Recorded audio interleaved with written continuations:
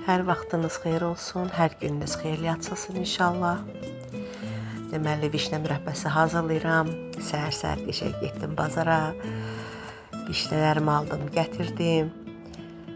Gördüyünüz kimi hardasa 8 kilo vişnə idi. Amma bişirəndə 7 kilosunu bişirdim. Həm biraz saplağına çıxdı çəkisi, həm də üzərindən biraz yeyildi.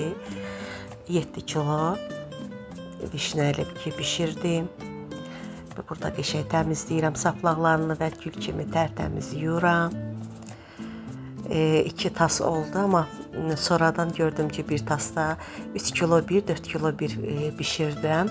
Amma gördüm tasda biraz yeri dar olacaq, daşacaq. Ona görə 4 kiloluq tası 2 yerə böldüm. 3 tasda elə bir bişirdim. Və burada elə həm şəkər tozu bir sıra vişnə belə əlavə eləyirəm. Gördüyünüz kimi altdan şəkər tozu əlavə eləmişəm və üzərinə yenidən vişnə əlavə eləyirəm.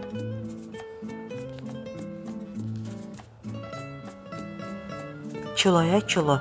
Mən elə bil ki 4 kiloluq tasa 4 kilo şəkər tozu əlavə elədim. 3 kiloluq tasa da 3 kilo şəkər tozu əlavə elədim. Başqa heç bir şey vurmuram mən. Nə vanil, nə də limon və yaxud da ki limon duzu. Və burada bir tasın biri burada başlayır artıq qaynaya qoymuşam pişməyə, qaynayır. Bu digər tasımdır. Biraz çalışıram ki çox qarışdırmayım ki əzilməsinlər. Və biraz yüngülvari üzərindən kəfin yığıram ki daşmasın. Gördüyünüz kimi.